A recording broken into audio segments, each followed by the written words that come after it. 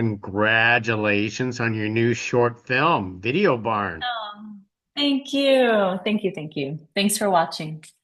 Hey, you know what? More of a congratulations is that this is being showcased, for that midnight hour at South by Southwest. How do you feel about that? Yeah, I'm super excited. I love South by. I've had another short, premiere there, and I just think that their selection is always a bit different, which is really nice. It's not always kind of dramas and serious things. Like they get a little bit more playful and weird. So I'm excited. I love them. So, so how did this project actually came about with you? How did you come on board on this one? Yeah, so this was done with a writer friend of mine that I've done a couple projects with. And we had been wanting to do another project together, and we were thinking about making it a thriller and not, both of us are not super into like deep horror or anything, but I really love surrealism and like incorporating dream sequences and things outside of the norm into heavier themes. And we both love, like It and Stephen King and Videodrome and all of these kind of classics and things. So we spoke about building a world around this, and then we created the story together, and yeah, and just made the short. And then I'm going to be making a feature out of the short, in a fuller length, which is really exciting. But yeah. It is really exciting, especially for those people that a short film like this is very nostalgic because, Yeah. people it seems like it's just yesterday that we had video stores, but even though the real case is Yeah. it's actually been more than a decade. Forever. Yeah. Yeah. Unfortunately, I miss them. They're so cool.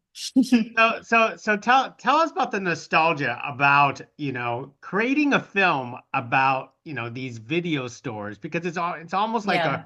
a homage to film lovers in this case. Yeah.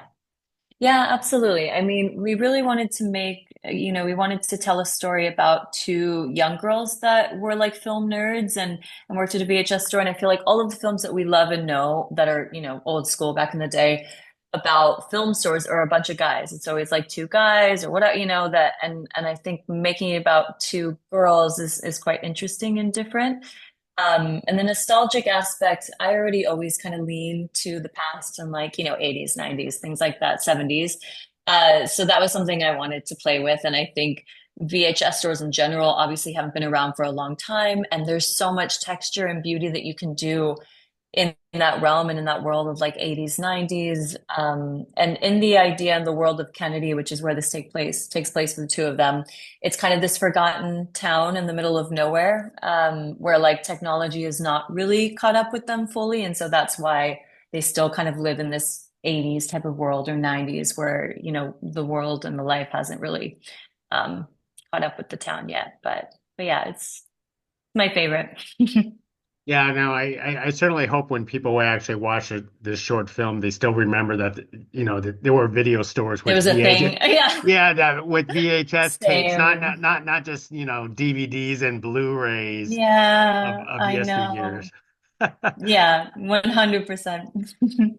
Now for yourself, do you consider yourself a film aficionado, just like the characters in this movie? Yeah. Yeah, definitely. I mean, not with horror. Like in this film, obviously the two girls are like loving slasher films and horror films and things like that. But yes, for film for sure. I went to film school. I love have loved film and TV since I was a young kid and did like plays growing up for my mom and stuff when she came home from work. So I'm a super, super huge film nerd.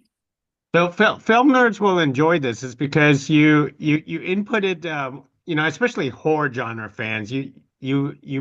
inputted Texas Chainsaw Massacre, The which is best.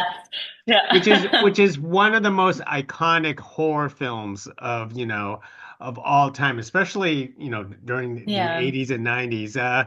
Tell us about put the choice of putting that film into your Yeah. short film, and was it hard to obtain the rights? Yes, it was difficult to get for sure. Um, that was an idea from Allison actually, and it really honestly, kind of worked with the theme of what we're then talking about with the two girls about like veganism and all of these things that kind of made an interesting conversation in the modern world, but also retro world. But also, yeah, we picked it because it's an iconic film, and I think the end is so amazing with him. Like it's so dramatic of him swaying around with his object and stuff like that. And so yeah, that was always the idea. When we got to prepping the shoot and trying to find the rights, it was difficult for sure. Luckily, I have an amazing producer on board, and then she had two production coordinators that were incredible, and they spent like night and day trying to find the right people. And it's one of those things when it's so old, a film, like it gets passed through so many hands. So Hmm. what the film said who owned it wasn't correct, of course, because then it got passed to so and so and so and so. And then finally, Beverly, who was one of the coordinators, found the person that, owned it, or the company. And we spoke to them. And of course, it was not cheap. And there's specific amounts of time Yeah. that you can use, and they charge by the seconds and everything like that. But I was so happy that we were able to get it, especially for an indie short. So it was really nice to know that it's possible to use some of those things. I think when you're making shorts, and limited budget and timing, you kind of just think there's no way you're going to get access to such a huge movie.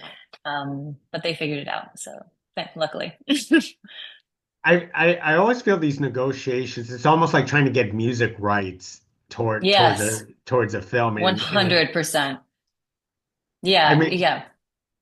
did you have like a backup in mind if it wasn't Texas Chainsaw Massacre?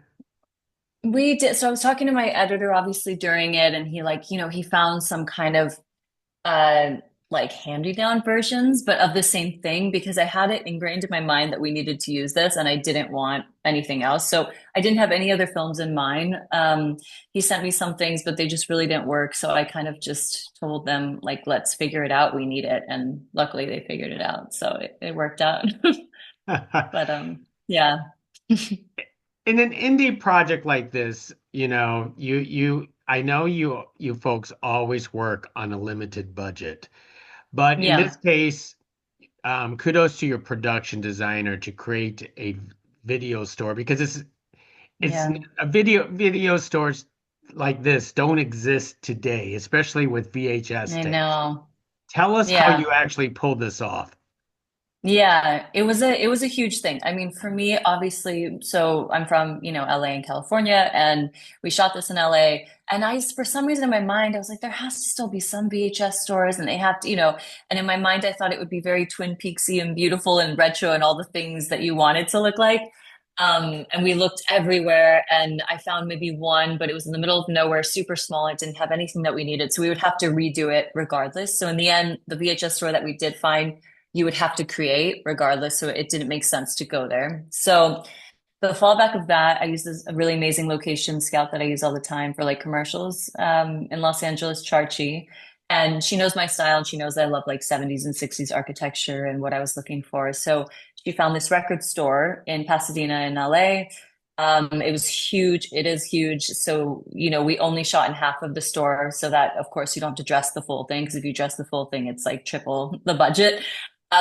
So we did half of the store, and the production designer I work with on commercials as well, Andrea Lay, is amazing. And I knew what I wanted, and and she has great taste, and so she really created everything from all of our conversations and a lot of references of like Twin Peaks and yeah, Twin Peaks being the main reference, to be honest, and Twilight Zone, things like that. And so what you see is like where they are on the counter, we added like wood, basically backdrop to the windows so that it has more depth and it feels a little bit more warm.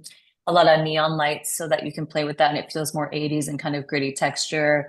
We put in all the carpet, we put in all the wallpaper, we put in all of the signage and all the obviously we had to take out all the CDs and stuff and put VHSs that we created.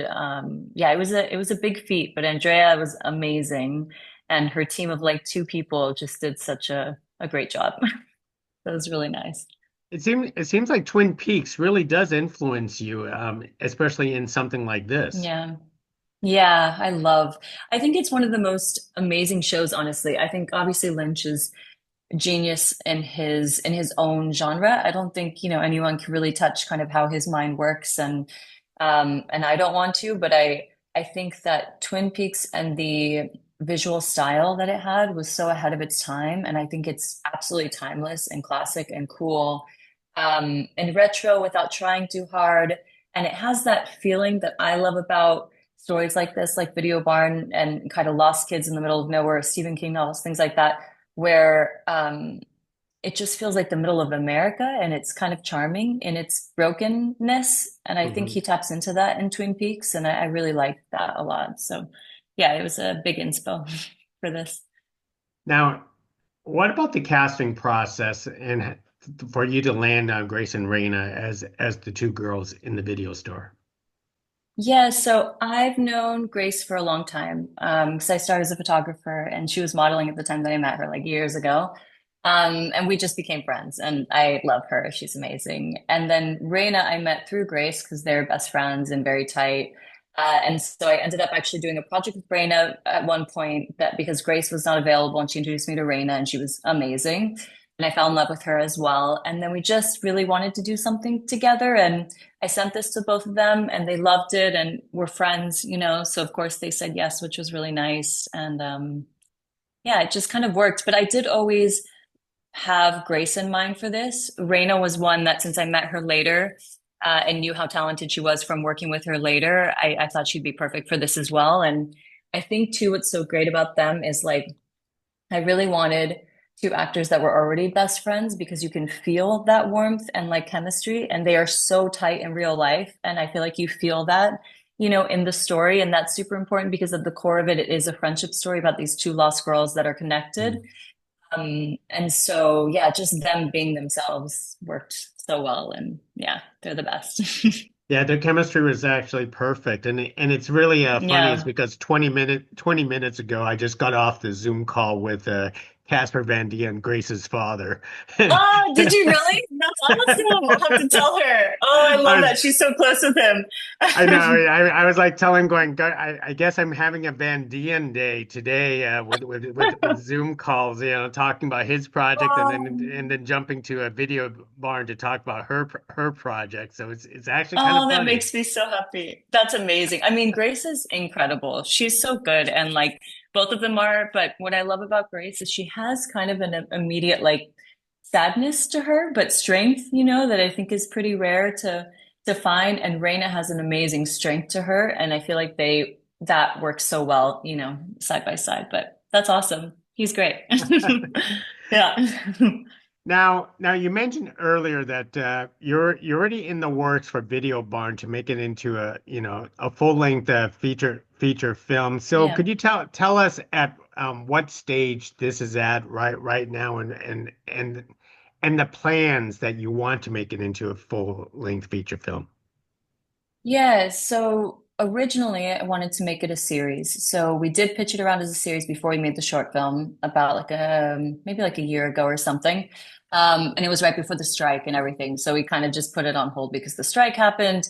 And then the more I thought about it, the more I wanted to make it a film just because I feel like, especially for beginning feature film directors, you just get more control versus a show. You have the showrunners, you have all of these people with thoughts and kind of more power. And I love this story and I really want it to be my thing, you know? So we decided to make it a feature. And then at the stage right now, I'm looking for writers. I'm talking to some writers that are really well known and amazing and hoping to collaborate with them because I really want to be a part of the writing process and write with someone. But I also want and love collaborating with different types of minds and writers and what they can bring that I can't and how we can kind of work together to make it super strong. So that's happening now. I do have a couple of investors that are really interested in it, which is exciting, that want to help the writing process as well and kind of see it all the way through. And the feature itself kind of leans more towards like Twilight Zone and Pleasantville and Stepford Wives and stuff like that once we get more into the void and kind of what's happening to them and how they get out. But it's really exciting. I love all these themes. So yeah. I know I didn't want to mention this other world, your dream sequences because you're right. Thank you. Yeah. It is like an entirely different world, and it doesn't really quite answer it in the short film, but people will have to Yeah. watch it and understand how a feature film would actually make sense in this case. Yeah. Yeah, exactly. I mean, the feature is where obviously all of that will breathe and you'll know what, is based around the town of Kennedy and what is really kind of happening and it has the kind of references and to like Poltergeist and Videodrome and like I said, Stepford Wives, Pleasantville, like those kind of themes are current in the story, but I just love I'm not like a huge horror fan, but I love surrealism in horror or things that get like a little weird. And that's why I love Lynchian films or Lynch films, because they go a little weird and dreamy. And so that, the idea with the features, we'd have all that. But yeah. That's excellent. I could get that sense that you have a bunch of ideas already percolating and Yeah. prospering in your head already for this Thank you. for this full length feature for Video Barn. So Thank you. can't wait. Awesome. Thank you. Well, Bianca, I've taken a lot of your time already, but this is a terrific short film. I mean, Thank you. it is excellent. I can't wait for people at South by Southwest to check this out and clap and Thank cheer you. watching it. Thank you so much. Thanks for the questions and thanks for watching. No, thank you for the conversation, and hopefully we get to do this again.